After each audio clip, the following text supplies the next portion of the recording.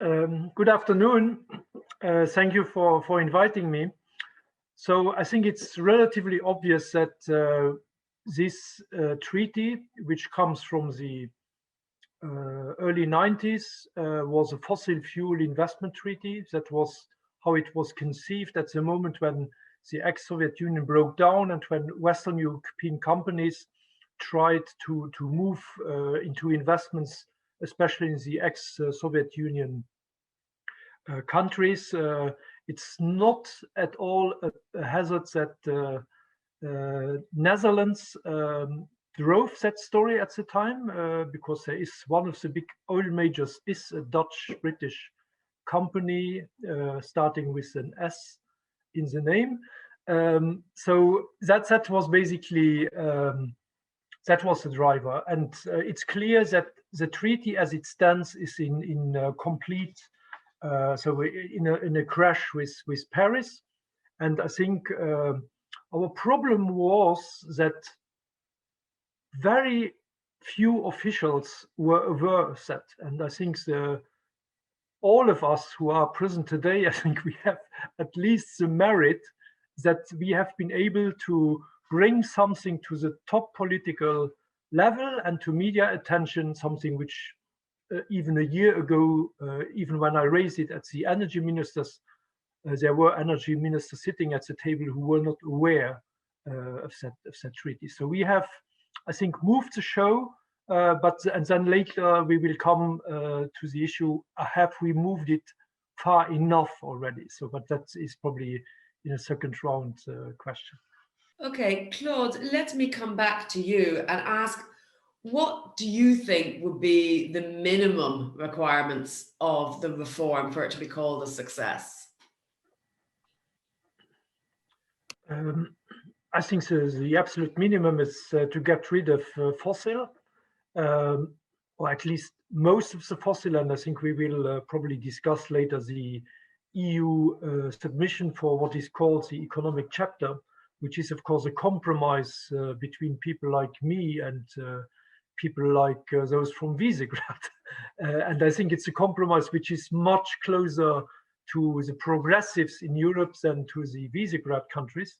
So I think that's the least. And then of course arbitration is something which at least needs boundaries. So if you still allow for arbitration, then it cannot be this open-end profits forever. And then private lawyers with multiple strange interests. So I think these two things will have to change. Claude, I think you wanted to react to some of what you've heard already. Is that correct? Yes. So I cannot speak for the others, but I can speak for myself. So I want renewable investments to speed up and to be much bigger in volume. I want energy efficiency investments to speed up and to be much bigger in volume. And that is part of the actual text, but there is also new text, especially on energy efficiency equipment, in the new proposal of Commission. So it's not true that it's so. Of course, the tip of the iceberg is phasing out fossil fuel, but there is new wording proposed by the EU to enhance for example, the energy efficiency investments, and to create also, in a certain sense, a favorable investment climate for green hydrogen. So hydrogen is, I'm not at all in a hydrogen hype. So it is, I would say, a maximum of 5–10% of the story of decarbonization. The rest is direct electrification because that's much more efficient. But we will need some renewable produced hydrogen, and some of that will be produced globally at places where you have better renewable conditions than we have in Europe. So I think that is part also of the story. And on the sunset clause, and maybe Alexandra can also come in on that. My understanding is that all protection of coal and oil is gone under the EU Commission's proposal. The only thing which is protected for another 10 years is gas power plants with what we call an environmental performance standard of a maximum of 380. The proposal of Commission is de facto erasing the sunset clause for all fossil fuel but those gas turbines. Good, and then we can have a whole afternoon discussion. Can we speed up renewables without that in the next 10 years or not? But I think it's really so it's an almost complete ban of fossil in the EU proposal, and that's also the reason why I support it largely. But before I go to Alexandra, we have a question in from a member of the audience, Francisco Padilla Olivares. Asks, you mentioned your position, Claude, but asked what is the Luxembourgish government position with regard to the withdrawal option, and when should that be explicitly on the table? My position is the government's position. So I put the things on the table. This is I'm doing that in agreement of my government, and of course, if there is no movement, then we will have to withdraw. But when you start negotiations, especially in a global context, if I come to you and I say to you, look, let's negotiate, but I tell you already, I will go out. Then I think there is no negotiations. So I think we must be clear, what do we want as European Union? That took us more than a year, and I was not happy at all with European Commission because it took so long. But now finally we have a position, and that's a position which is, I think, a compromise, but which is much more to the progressives. Just invite the Polish energy minister or the Czech one to your next roundtable, and you ask him if he's happy with the EU compromise text. I will be curious what he will say. Huh? I think you know what he will say. But let me push you a little bit more on this, because there are deadlines involved, and I think it was you said that March is our last chance for a deal, but we're at the end of March today. I mean, how much longer do we keep feeding out this rope, and does there come a point where enough is enough? So of course this is negotiations behind closed doors, so you will understand that I will not give you all kinds of details. So the official round didn't move anything, but there was a workshop dedicated only to the question of phasing out of fossil fuel mid-March. And now at least, I think, and that may be the last opportunity in a certain sense, the next official round is in June. And in June, I think there is no excuse anymore for the UK government, which has a net zero commitment, the Swiss government, which has, and maybe you all try to organize a roundtable in Switzerland, because Switzerland has a bit of puzzling, not very understandable position, the Norwegian government. And then, of course, the Japanese government. So that's the four governments which, in a certain sense, we need to understand what is their position. And I think if we take the EU as basically, and for me, it's a bit of a minimum where we can go if we want to be consistent with climate policy and also improving the arbitration, at least to a certain level. So it's these four countries which now to come out of what do we call this? Come out of the forest, or basically be clear. Well, what is their position? What is the British government's position? Is it really we don't want to change a iota? Good, but then how is that compatible with being the organizer of Glasgow and wanting to be the savior of the planet? So I think there is a much bigger contradiction on that government side than on the EU negotiation side for the moment. Okay, well, let's move on to the possibility of a withdrawal, assuming negotiations don't go as people want them to. How, when, and how should that be done? We've already seen countries like France and Spain calling for this withdrawal. Claude, what's your position on an organised withdrawal? What would that look like? I think an organized withdrawal is, in a certain sense, in the air. Also because of this court case, which will be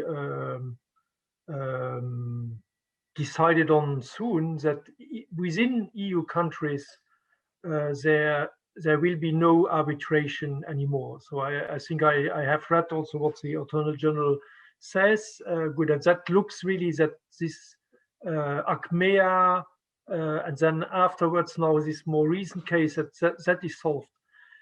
And then I think what we have to do also within now EU and together with Commission and I think also with the expertise of you is if EU countries go out, and I think this has been mentioned before, there is still a possibility for an EU company to go to Switzerland and to attack an EU country. There is an Azerbaijan company so all those who are member and who are not EU 26 can still file. So I think we need to get to better understand how many potential cases are there. Is it true that if EU withdraws from arbitration, that the arbitration, that the likelihood for such a case is changing? So I think that's one aspect which we really have to better understand. And then there is a second issue, and I think Olivier mentioned it before. Is it, and that's also a question which we have to think about, is the ECT dead if EU countries move out?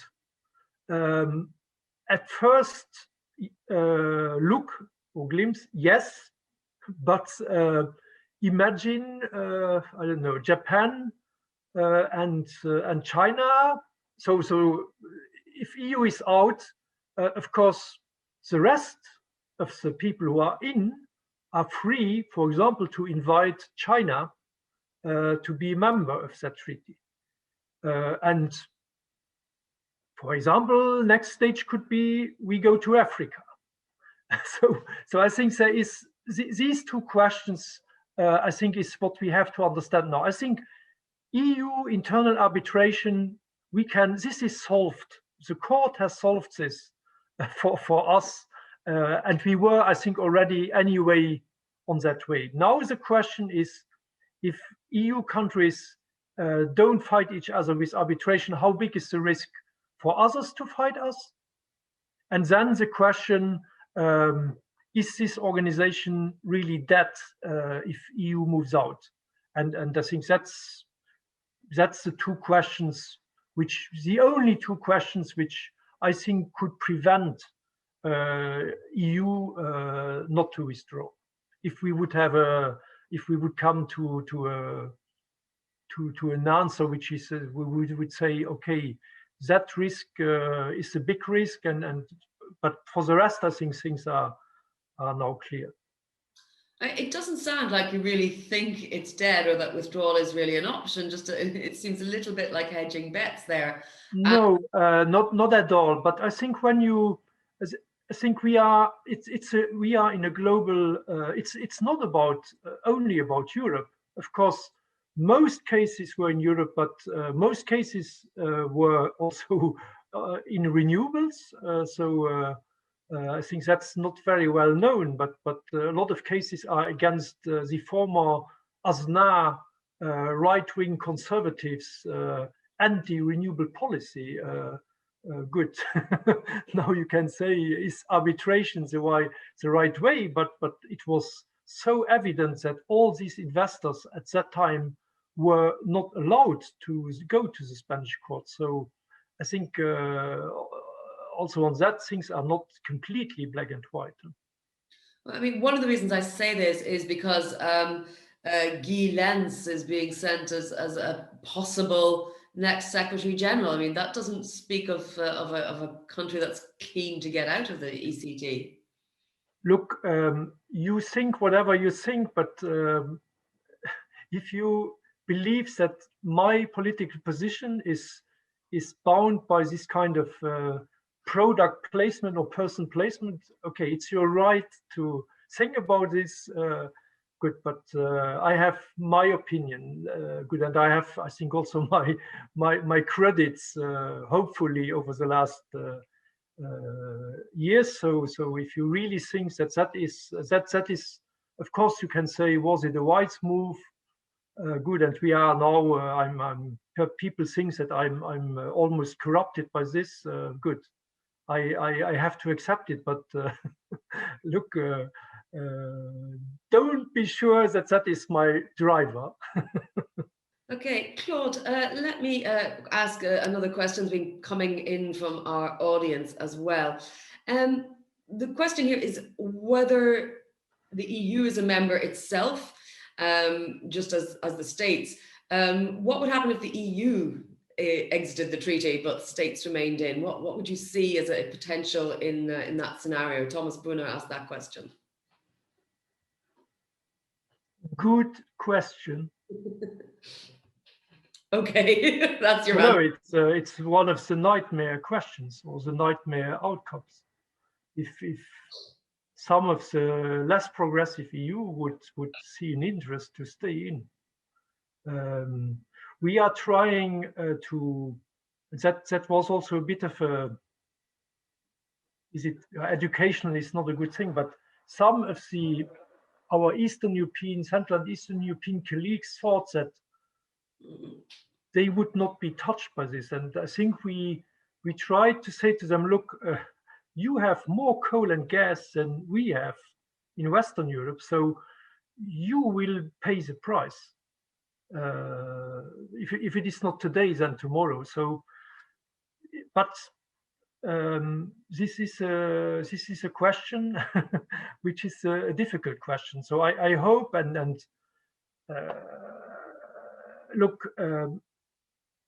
if it took a year to get us to the position, it was because inside Commission there was a lot of infights, and because it was not so easy to get all EU countries on the same hymn sheet.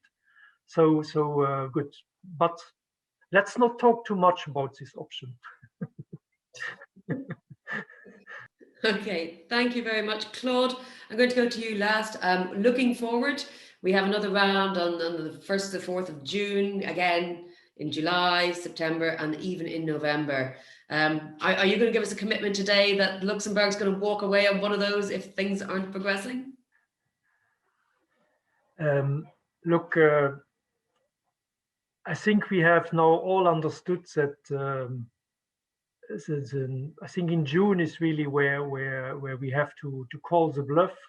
So especially also with those member states or those members of the treaty which I have explicitly mentioned before.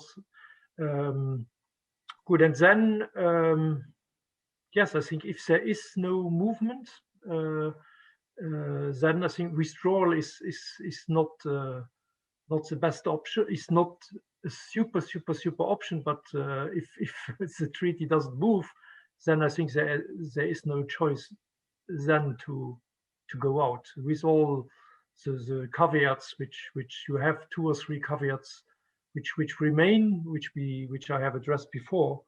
But I think for that is for me clear. So it's the today treaty is definitely not an option.